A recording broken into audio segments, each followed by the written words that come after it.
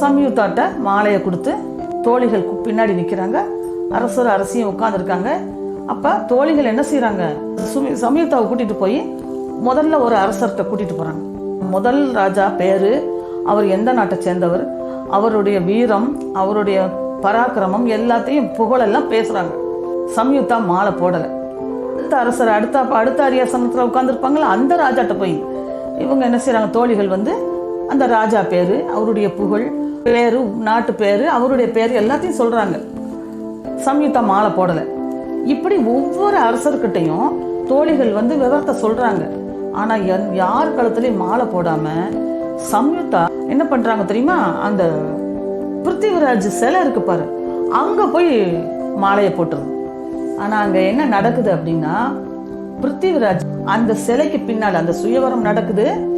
அந்த சிலைக்கு பின்னால் பிருத்திவிராஜ் உண்மையிலேயே அவர் ஒளிஞ்சிருக்கு.